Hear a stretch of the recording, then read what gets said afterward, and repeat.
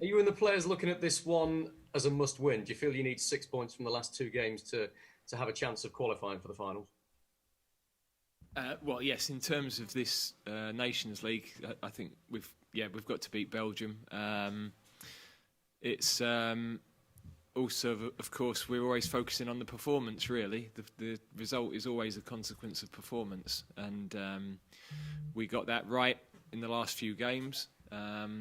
And although we know to go to Belgium and win is a difficult ask, it's certainly not impossible. We proved that at Wembley.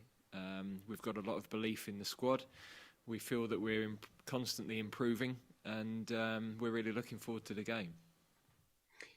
Your centre-back options are clearly very limited with the three players missing. What are your thoughts on that position, what you might do, and do you still favour the idea of playing with three centre-backs in this one? Well, we can do any tactical formation, but the reality is we've still lost three defenders for this game. So however we do it, we're a little bit more, or we're having to readjust. But to be honest, you're having to do that all the time. You know, it says something when one of the biggest enjoyments of the week was hearing no positive test this morning. That's about as much enjoyment as we get, so that we know at least we've got everybody available on that score. So all teams are having to make adjustments. All teams are having to adapt. We've got good players. We've got a good squad. We believe in everybody. Over the last couple of months, we've been able to give everybody minutes on the pitch, and that's what you've got to build. You've got to build a strong squad, because heading towards next summer, we just don't know who will be available and who will be in form and who will warrant those places in the team. One of the key positions that we're all discussing away from you guys is that left-sided attacking position. Grealish, Sancho, maybe even Mason Mount. Where does each of them stand in your pecking order at the moment? And explain to us how different they are, Gareth, in what they offer. Well, we've also Raheem, who plays on the left. We've also Phil, who came into the game really well the other night, and we've got Bukayo, who was outstanding the other night. So it's an area of the pitch where we've got depth. We will need that depth. We've got 2 games in 3 days. We've got matches that you're not going to win these games in 30 minutes. These are games that are going to be 95, 96 minutes, and we've got to be perfect against Belgium with and without the ball for that full period. So we're going to need more than 11. All of those guys are in good form. You know, what pleased me the other night was that we had a look at different people in slightly different positions. We saw Mason more centrally. We saw Reece James for a spell as a right centre-back. And as the game progresses tomorrow, we've got to be able to adapt and adjust. So it's great we've got strength in depth. Jaden scoring the other night was a positive for him. We took a lot from that match. Tomorrow is different tactical challenge. But whoever plays will be ready to do the job. I don't think it's too presumptuous of us to assume that Harry Kane's going to win his 50th cap tomorrow. Correct me if I'm wrong, but it's a heck of a special milestone for him. Realistically, how many more do you believe he can go on to get? And crucially, Gareth, is there a better striker, an all-round striker in world football right now, do you think, than Harry Kane? Well, in terms of what's possible, I think the goal-scoring record is the really interesting one, because his strike rate for us is quite phenomenal, really, and he's obviously got time on his side to crack on and chase Wayne's record, which would be a remarkable feat in itself when you look at Sir Bobby, Gary Lineker, Wayne, and if Harry can get into that sort of list, then a fantastic personal achievement. But I know from his perspective, whilst the personal achievement is something he's driven towards, he's all about the team winning now. He has been to a World Cup, won the Golden Boot, but in the end you want to win as a team, and he's totally focused on that and the team having success, and he would want in the next few years to be able to look back on the team having achieved, as well as getting some of those personal milestones. Thank you, Gareth. If I could switch across to Declan now, please, for my last one, if that's okay. Declan, I wanted to ask you about Mason Mount. You know him so well. You've grown up with him. He's a good friend of yours. He tends to get a lot of stick on social media, and I wonder what you make of that. Do a lot of people fail to appreciate what he offers to a side and just how adaptable he is? And does he talk to you about that sort of thing? No, we don't speak about it. But like you just said, then I think it's very harsh. I witness it here. When I come to train here, I've trained with him since I was a kid, so I know what his mentality is like. I know how hard working, how driven he is, and it's no surprise, that Gareth picks him, that Frank picks him, and I think if you give every Premier League manager the chance to pick him, they'd pick him as well, because if you see day in day out what he gives to the team, as an individual, he's a top talent. So yeah, definitely, I think the criticism is very harsh. Thank you. Thanks, Rob. Next, we'll move to John Murray from BBC Five Live. Hiya, Gareth. Hi, John. When you take everything into account with this, the fact that it's behind closed doors, the players who are available, how the match went last month, how tall an order is it to go to Belgium and win this? And also, are you having to alter your approach because of the need to win? Well, I think we know they've lost 2 games in 28, so they're a fantastic team, and they've proven that over a long period of time.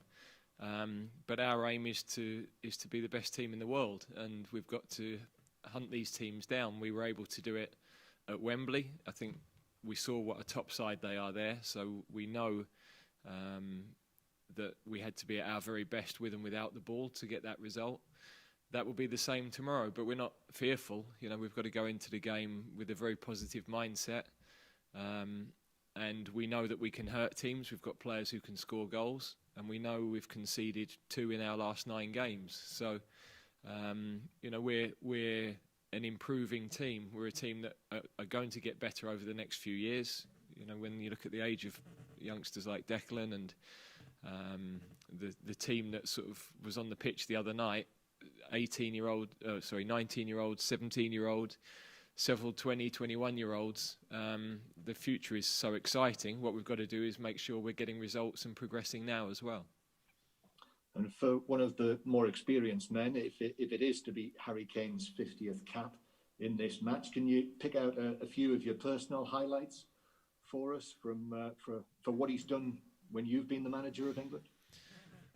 Well, the first thing that springs to mind is his first goal for England that was with Roy, because we were with the under-21s, and of course whenever one of your players gets called into the seniors, you're looking at how they get on. So I remember us being in a hotel and hearing that he'd scored his first goal. We weren't able to watch the game, we'd been playing ourselves, but that was a brilliant moment for all of us, because you want to see those boys progress and do well. The equaliser at Hampden sticks in my mind. That was a very important goal for us at a critical moment, and of course his goals in the World Cup. To win the Golden Boot is an incredible personal achievement, and the journey everybody went on. So, look, there have been so many, but it's a special moment for him. We've had 3 or 4 players get to that sort of 50 cap milestone in the last year or so, and for all of them, it's a fantastic achievement. Thanks, Gareth. Thanks, John. We'll stay with BBC Five Live briefly, because Ian Dennis has got a few questions for Declan Rice. Thanks, Andy. Hi, Declan. Gareth said the other day that he's been happier with the experiences of playing in this set of autumn games than last autumn. And he said he described it as a period of learning. I just wondered what you would say from a playing point of view that you've learnt the most against this step up in opposition. Well, yeah, obviously there's been a lot of changes. Obviously the formation being one. We used to be a 4-3-3 team, and now we've changed to a 3-4-3. So obviously for me on the pitch, I'm adapting. I'm always learning about my positional changes. How to get on the ball. And of course, last month I got to play against Belgium, who are the #1 team in the world. And when you're up against that top talent, you have to be so on your game and so focused. And for me as a player, that's where I need to set my stall at. I want to be playing against them teams week in, week out, and I need to be competing at the level. And how do you find it personally that when you are playing with a 3, in terms of you going forward? Does that give you a greater license to go forward, do you feel? It gives you a bit of a different balance. Obviously, you've got the three behind you to protect, and obviously against Belgium it was me and Hendo. But then obviously going forward as well, you get a 5 because the fullbacks are bombing on with the 3 attackers. So it's kind of like a 5 to attack and like a 5 to defend with me and Hendo just in front. So we need to stagger the way we play. I think if one of us was bombing on forward all the time, it would leave us a bit open to counter attacks. But yeah, no, it's working really well at the moment. And like Gareth said, we're not really conceding goals, which is good. So yeah, we need to keep that up. Thanks, Ian. Next, we'll turn to Faye Carruthers from TalkSport. Hi Gareth, hi Declan. Start with you first, Gareth, if that's okay. Romelu Lukaku caused the defence a lot of problems in that last game. What do you need to improve on to keep him contained? And is returning to a back four an option for you? Well, he's, of course, we were talking about Harry. Romelu is one of the top number 9s in the world. They're different sorts of players. But you've got to try and stop the service into him first and foremost, and then you've got to make sure that you're organised and the individual defending against him is strong and resilient. He's a very good player, so it's a brilliant test for our defenders. But of course, it's the service into him that's such high quality as well. The players around him. In terms of the formation, we have to be adaptable. We talk about tactical systems, but on the pitch during the game, players have to adapt and adjust positions, the movement of the opposition, the interchanging of position. You can write a formation down at the start of the game, but there aren't many moments within the game when the players are actually in those positions, because when you're in possession, you're overlapping or you're interchanging position. When you're out of possession, you're being pulled into areas where maybe you've got to make decisions as to where you want to go. So the game is so fluid, I think always has been, but I think increasingly so, that players have just got to make sure they make good decisions. But we've got to help them to paint the pictures before they go on the pitch as much as we can. Harry Maguire's obviously unavailable for this game, but is he travelling with you to Belgium?